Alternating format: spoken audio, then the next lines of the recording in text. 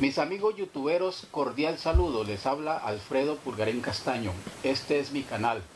Bienvenidos a un nuevo video. Hoy tenemos un video muy periodístico. Para ello estamos con el periodista y promotor musical Edgar José Montes Vera. Edgar, bienvenido. Gracias, Alfredo, muy amable por la invitación. Edgar José, ya sabemos el periodismo. ¿Qué es? Periodismo puede ser escrito, hablado, radial, pero lo de promotor musical, Edgar José Montes Vera, ¿qué es ser un promotor musical? Pues yo diría que es muy afín, ¿no? Porque yo llego precisamente a la promoción musical gracias al periodismo, a la radio. En ese entonces trabajaba con una estación de radio y había estado un tiempo radicado en Bogotá. Y en esa ocasión pues tuve la feliz oportunidad de conocer a un gerente de una empresa discográfica que a la postre, meses después, me invita para llegar acá a trabajar como promotor musical, pero lógico venía ejerciendo el ejercicio de la profesión de periodista. El promotor básicamente tiene como función fundamental promover al artista. Cuando nosotros lo hacíamos, nos tocaba con mucho esfuerzo, con mucha dedicación, porque no era fácil convertir a un artista en un fenómeno musical en la radio.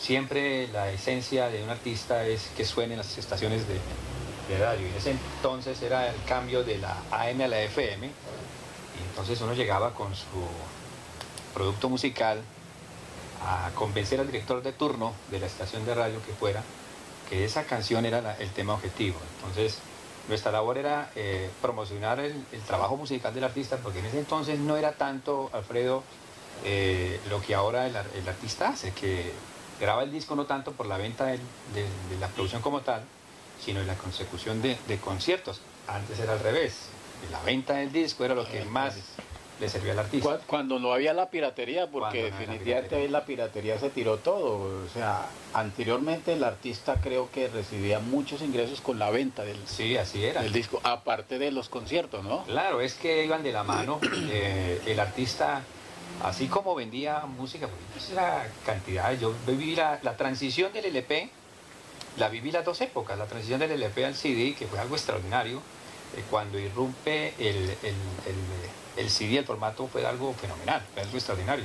Los primeros años del CD, los artistas tenían el lujo de vender cualquier cantidad de producciones. Y habían premios por venta, premios, ¿no? Sí, sin disco de oro. No es como ahora que ya un artista que vende 10.000 discos, y eso es mucho, le están dando disco de oro, ¿no? Estamos hablando de cualquier cantidad de cifras, ¿no?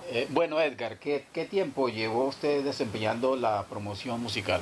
Uy, más de 15 años, casi 20 años. Yo trabajaba con la radio, como le cuento a Alfredo, yo estudiaba comunicación social en ese entonces y ya había trasegado en el periodismo, había pasado por varias estaciones de radio, ejerciendo como periodista como tal. Sí.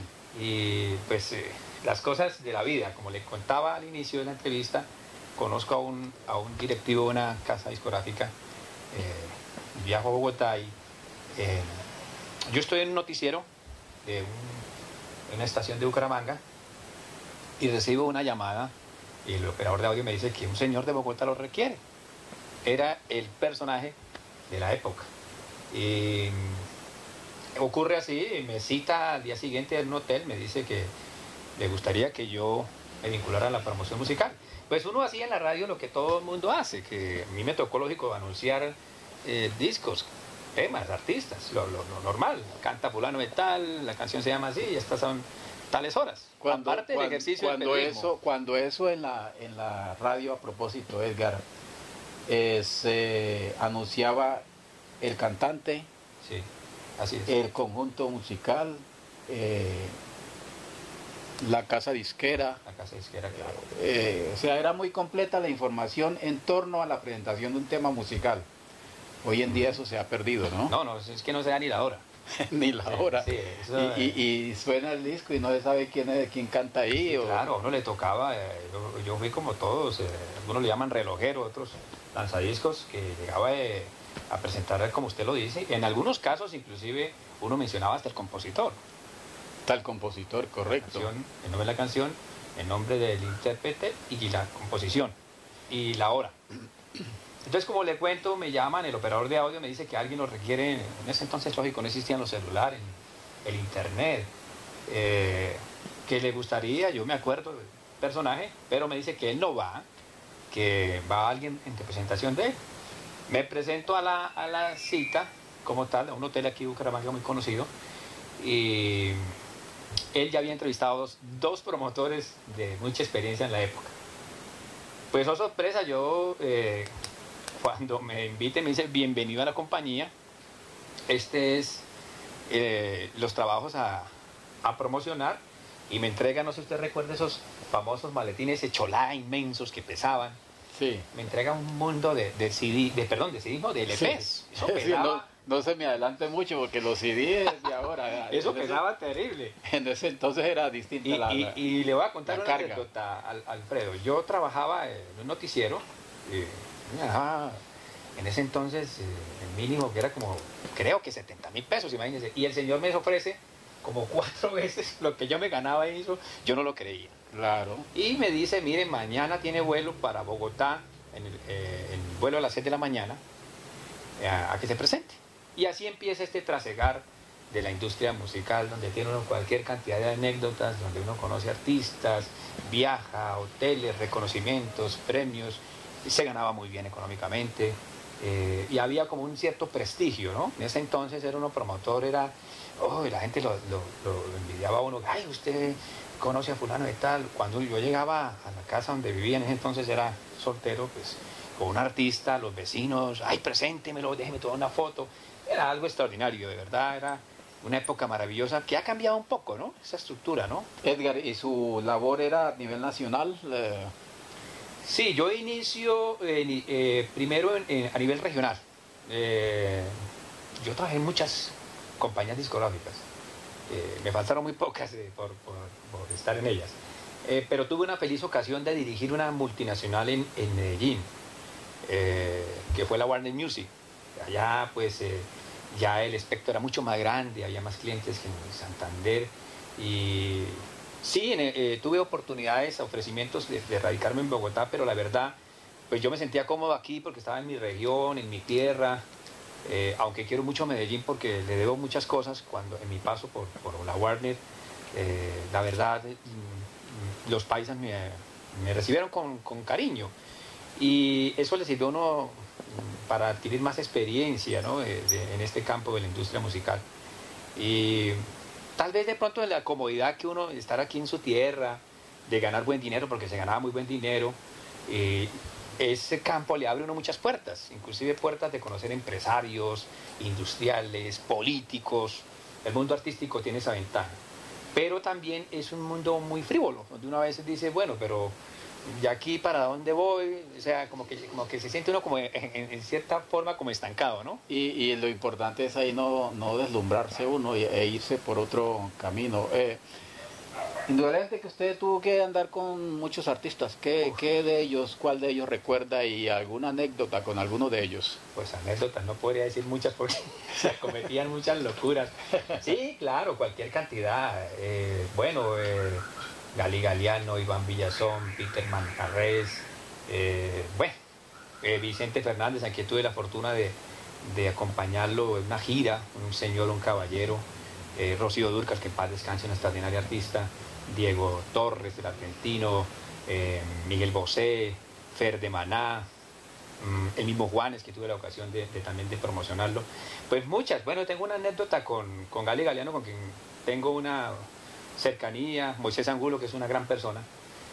Con Gali Galiano estaba de moda la canción Me Bebí Tu Recuerdo, que era un éxito arrollador, extraordinario. Vendimos cualquier cantidad de CDs. Y nos fuimos a Cúcuta a promocionarlo, y siempre que íbamos a Cúcuta teníamos que entrar a Venezuela.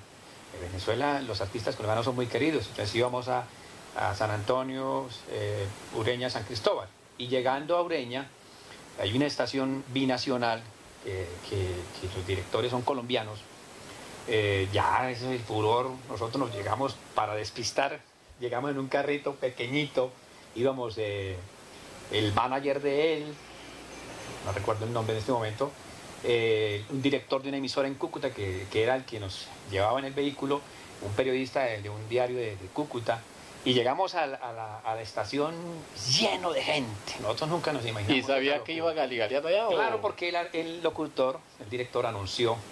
Y la anécdota es que, le soy sincero, casi desnudan literalmente a Gali, y le rompieron la ropa, bueno. Y en una de esas una señora se puso a llorar y lo abrazaba y le decía que la canción de él le traía muchos recuerdos porque su esposo había fallecido, que siempre porque le gustaba, era amante de la música de Gali Galiano, y él la abrazó consternado de la emoción de esa anécdota, ¿no? Pero anécdotas muchísimas, ¿no? Locuras, travesuras, algunas no se pueden contar, obvio, pero sí, una época extraordinaria, ¿no? Maravillosa. Era un mundo maravilloso, indudablemente. Edgar, el oficio de promotor musical Desapareció. creo que desapareció, ¿no? Sí. Yo dejé la industria hace muchos años. Yo la dejé, creo que en el 2003. Bueno, hice algunas cosas. Tuve la ocasión de manejarle con otro amigo los eventos a un club de Barranca durante 3 años. Entonces, en esa ocasión, digamos que me volví como un pequeño empresario musical. Tuve la ocasión de llevar a muchos artistas, a Silvestre Dangond, a Jorge Oñate, los hermanos Zuleta, Checo Acosta. Bueno, sí, la verdad desapareció porque yo voy a hablar de 2 temas claros que acabaron con la industria musical. Sí. Primero, la digitalización, la era digital, que acabó con todo esto, porque ya la gente no compra CDs, hay mucho pirata. Bueno, y vuelvo a insistir, Sí. es que el punto clave de la extinción de este fenómeno, la Sí. piratería, indudablemente. Y un fenómeno también que todavía no sé si se ve en la radio es la famosa payola, el soborno disfrazado que hay que darles a los directores de emisoras para que el artista suene. A mí no me parece, ¿verdad?, eso ético. Yo siempre cuestioné eso. Pero en parte los artistas tienen como cierta responsabilidad porque ellos, en su afán de que el disco suene, pues intervienen en eso. En esa época era la misma compañía musical la que lo hacía, pero obvio, la canción sonaba. Porque yo digo que el que está al frente de la responsabilidad de una estación de radio, pues esa es su labor. A él le pagan por difundir al artista. Que el artista le quiera dar un cariño, como dice uno, un estímulo, es diferente. Claro, distinto. Pero ya tratar como de insinuar que hay que darle un dinero para que suene, no me parece de verdad que se haga. Y no solamente eso se ve o se evidencia aquí en Bucaramanga, eso es a nivel nacional, inclusive mundial. Es un fenómeno. De pronto los gerentes de las estaciones de radio no le paran bolas porque a ellos lo que les interesa es que la emisora facture. Correcto. Y si la emisora factura, quiere decir que el director de la emisora está haciendo bien las cosas y lo escuchan y tiene audiencia. Bueno, Edgar, entonces ahora, ¿de qué manera se promociona entonces el artista con su producto? Hay algunos artistas que sí manejan promotores, pero por temporadas. Me explico, le pagan por 3, 4 meses. Casi siempre la promoción tiene mucha fuerza después de mitad de año, de julio hacia abajo. Sí. Siempre el artista procura grabar en esa temporada para que lo contraten. Básicamente es contratación. Entonces, ¿qué viene? Las ferias de los pueblos, los conciertos, los eventos, los espectáculos. Si el artista no suena, pues obvio, pocas posibilidades tiene de contratación. Le va mal al promotor, Le entonces. va mal al promotor. Pero entonces ya no es como antes, sino le pagan físicamente por la tarea. Su labor es esta: vaya a la estación de radio, lleve el disco, procure trabajar este tema, se escoge una canción en consenso para que el tema pegue a nivel nacional, y este es su dinero, viaje, recorra, y ahí es la presión del artista, pero del artista con respecto al promotor, pero la labor depende obviamente del promotor. Y ya la grabación como tal se hace en eso, lógico que ellos también reciben un dividendo por el sonido de la ejecución del tema en la radio, ¿no? Otro aspecto que decíamos de la desaparición del promotor musical, Edgar, la tecnología, indudablemente también, ¿no? La tecnología acabó con la promoción porque ya inclusive usted no requiere ni siquiera de quien viene el disco. Esto significa podríamos decir, reducir costos de producción. Claro, muchísimo. Cualquier cantidad de dinero se ahorra un artista con este tema. Ahora inclusive, hace poco me encontré con un amigo que fue promotor aquí muchos años, que está radicado en Ecuador, y teníamos como 20 años de no vernos. Me decía eso, que inclusive él sí siguió con el tema de la promoción, de un equipo de promotores, armó como, digamos, como su empresa, y él inclusive cuando estaba aquí tuvo ese sueño de hacerlo. Él me decía, es que ya inclusive yo ya no envío ni siquiera los CDs por internet, mando la canción, entonces no tengo ni necesidad de mandar nada, me ahorro costos, ahí le envié la canción. Estamos hablando con el periodista y promotor musical Edgar José Montes Vera. Edgar, sigamos hablando de la promoción musical. ¿Cuáles fueron sus empresas? ¿A qué empresa le prestó servicio? ¿Empresas disqueras? Muchísimas. Bueno, duré muchos años en Disco Rodman, que era una empresa venezolana. Me tocó la época de oro de Ricardo Montaner, a quien tuve la oportunidad de conocer en Bogotá. BMG Ariola, donde duré muchísimos años trabajando en una multinacional de origen alemán. Estuve en Líderes Entertainment Group, Universal Music, muchos años también, Codiscos, compañía colombiana de discos, recientemente con la Warner Music, y había otros sellos pequeños a quienes colaboré. Hubo una etapa en que muchos empresarios musicales crearon sus propios sellos, entonces le trabajé a ellos, ¿no? Que ya habían sido jefes míos en la industria musical.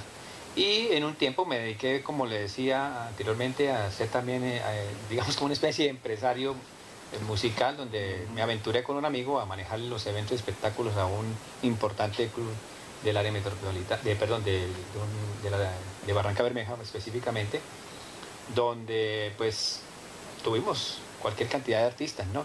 Y asesorías muchas, ¿no?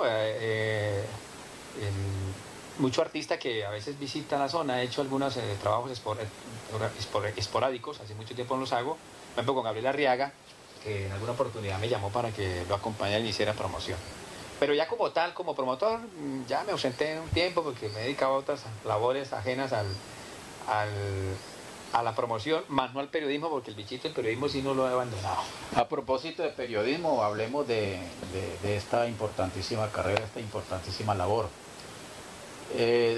Siempre en estos tiempos modernos estamos realizando este video hoy 19 de mayo del año 2016.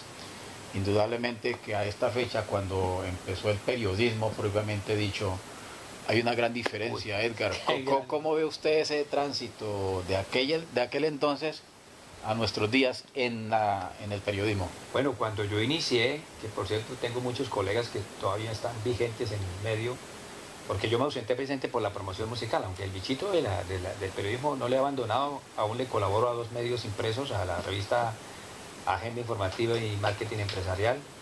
¿Esa agenda informativa qué formato? Es un formato de variedades, tiene entretenimiento, economía, cultura, política. ¿Y tiene la sede dónde? Ellos en Bucaramanga, las dos en Bucaramanga, son de 2 amigos, Yair Camargo y Gustavo Toscano. A ambos les colaboro, les hago la edición, a veces le hago la corrección de estilo, porque eso no se pierde, Alfredo. ¿Y la otra marketing? Marketing también es de Bucaramanga, ambas de Bucaramanga, 2 amigos, el uno es publicista, profesional en publicidad y mercadeo, el otro es diseñador gráfico. Claro, los cambios muchísimos, Alfredo, porque en ese entonces, cuando yo inicié en los años 90, era muy incipiente el periodismo, tocaba ir a la fuente, no existía el internet, no existía el celular, entonces nos tocaba buscar la noticia, trabajar fuerte, la radio era muy fuerte en ese entonces, la gente buscaba la noticia, y entonces uno estaba detrás de la noticia, ¿no? Hoy en día hay muchas facilidades porque el periodista encuentra todo. En pocas palabras, había que camellar más que hoy. Claro, sí, yo pues, con todo el respeto a los colegas, pero sí veo más pasión, porque yo soy de los que creo y estoy convencido, Alfredo, de que el periodismo nace y se va formando sobre el camino. La academia es fundamental, pero eso es un don que Dios le da a uno. las letras, yo digo que el periodismo, la locución, el arte de escribir, de pintar, de declamar, de cantar, es un don que Dios le regala a uno, Un don, una que uno lo va cualidad, formando sobre el camino. una Pero uno facultad. nace así. Yo desde niño me encantaba y me fascinaba el periodismo, y desde el colegio comenzaron a hacer los pinitos, a escribir en el periódico del colegio. Pero sí ve uno que se ha perdido como esa pasión. Los periodistas, no voy a generalizar que todos no, porque hay unos buenos talentos, quieren figurar la cara bonita en la televisión, ser una estrella, bueno, las estrellas están en el firmamento. En esa época se luchaba, tuve maestros extraordinarios que a uno le correrían y uno eso lo hacía uno casi llorar. O sea, uno salía a buscar la Como noticia. en la escuela, a punta de... Ah, no.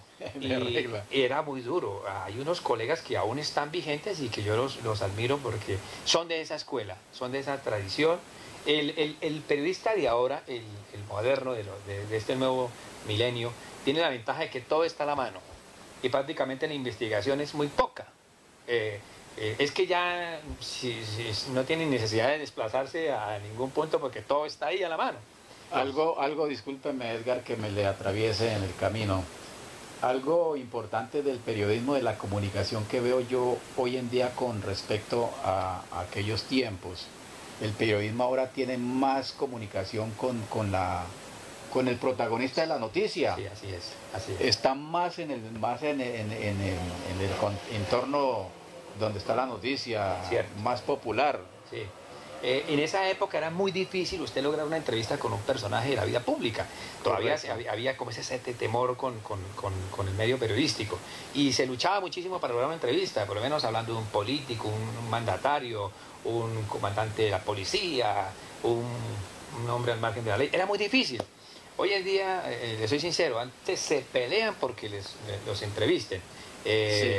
Y la esencia yo diría que es lograr que el personaje suelte lo que uno quiere que suelte, ¿no?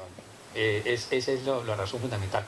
Pero sí, se luchaba muchísimo, el periodismo era más complicado, más difícil de hacer, era casi con las uñas. Las facilidades que ahora tiene el periodista son miles de herramientas. En el celular tiene todo. Además, el boom de las redes sociales como el canal suyo, yo pienso que para allá vamos. Correcto, Edgar. Mire, vea, a propósito del tema que usted acaba de tocar, anteriormente era periodismo en la radio, sí, o periodismo en el periódico. Ahorita, mire, vea, tenemos YouTube, tenemos Facebook, tenemos Twitter, bueno, sí, infinidad de redes sociales donde también se ejerce muy sí, buen periodismo, ¿no? Sí, claro. No, créame que hay gente, ahora con las redes sociales uno ve personas que dominan muy bien este tema y lo hacen muy bien. Entonces uno dice, oiga, qué maravilloso y extraordinario que aprovechen este campo, este espacio que nos brinda la tecnología. Hay un avance significativo, el periodismo tiende a las redes sociales, la gente quiere la inmediatez. Va a llegar un momento en que nosotros no vamos a tener tanto tiempo para sentarnos frente a un televisor y ver un noticiero como lo hacen los canales nacionales, porque esto va muy rápido. Sí. Entonces yo quiero la cosa más sencilla y la gente ya no quiere tanto la noticia como tal, sino los personajes ocultos, conocer la vida de otras historias. O sea, la gente quiere algo diferente y la radio tiene que cambiar también desde ese aspecto. O sea, mirar el mundo como va cambiando de esa forma, diferente, distinto. O sea, esto va a tener digamos, un revuelo abismal. Y yo me asombro, en las redes sociales permite hacer cualquier cantidad de cosas, llegar a cualquier cantidad de partes del mundo, ¿no? Entonces, el periodismo pues tiene esa ventaja de que va creciendo, pero yo diría que ya estamos en manos del internet básicamente, ¿no? Que es el que va a cambiar, o está cambiando, transformando el mundo, ¿no? Básicamente, y mire que aquí también vale la pena resaltar el buen uso que se le pueden dar a las redes sociales. Muchas veces personas irresponsables utilizan estas redes sociales para hacer cosas malucas por el mal camino. Eso no se debe hacer. Mire un ejemplo acá en este canal, en mi canal, esta importante entrevista que estamos haciendo con Edgar José Montes Vera. Edgar, pues Como en algún interrogatorio, ¿tiene algo más que agregar? Bueno, es solamente contarle que como la vida va cambiando, uno también va cambiando de proyectos de vida. Como le decía antes de empezar a la entrevista, que usted me preguntaba qué proyectos tenía a futuro, pues toda esta experiencia que yo adquirí en el periodismo y en la industria discográfica como promotor musical, y la oportunidad que la vida me ha dado de trabajar en otras empresas. Recientemente trabajé como director operativo y logístico de un call center. Me dio la posibilidad de conocer a la gente en la vinculación laboral, y detecté que muchas personas fallan cuando van a conseguir un empleo porque no están preparados. Y lo digo abiertamente, inclusive lo digo por experiencia propia, porque a mí me tocaba entrevistar a la gente que llegaba a conseguir un empleo y no se saben expresar, no se saben vestir, contestar, o sea, en las mismas pruebas psicotécnicas. Edgar, yo lo voy a invitar a que hagamos un video sobre ese tema. Muchas gracias. Yo creo que es importante, vamos a hacer un tema didáctico sobre ese tema. Estoy en ese proyecto, entonces el proyecto de la expresión oral en público. La gente no se sabe expresar en una actividad. Yo tuve la ocasión de ser profesor de expresión oral y escrita y de competencias comunicativas empresariales en la universidad, y me tocaba enseñarles a los jóvenes, a los estudiantes, a cómo expresarse en público. Correcto, eso es un tema, ya dejémoslo pendiente, no me adelante más porque entonces no tiene objeto el próximo video. Simplemente era como comentarlo. Y de como colofones, porque usted hablaba precisamente de las oportunidades que brinda las redes sociales. Las redes sociales, lo que dice Alfredo es cierto, o sea, aprovechémoslas al máximo para ver cosas interesantes, para capacitarnos, para prepararnos, para aprender, pero no perderle tiempo a ver tonterías, vulgaridades, obscenidades, porque eso no tiene ninguna lógica. Y este mensaje básicamente se lo envío a la juventud, que a veces pierde tiempo en pendejadas, y en internet usted le enseña cualquier cantidad de cosas.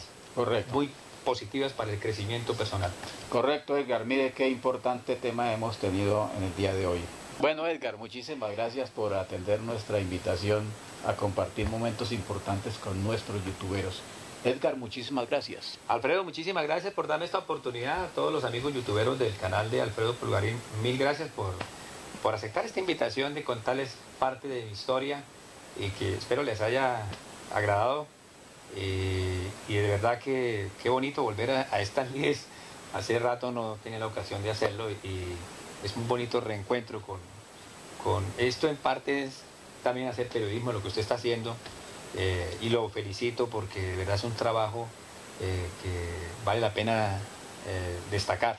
El trabajo que usted hace, Alfredo, es una labor hasta quijotesca, de hacer el esfuerzo, de desplazarse, de entrevistar a alguien y de tomarse la tarea de editar una entrevista y montarla en YouTube, que no tiene ninguna retribución económica, digámoslo así, pero lo hace por esa vena periodística que usted tiene. Correcto, Edgar, muchísimas gracias. A ustedes, amigos youtuberos, muchísimas gracias por apoyarme en este proyecto, este canal. Ustedes hacen posible que mi canal siga fortaleciéndose cada día más.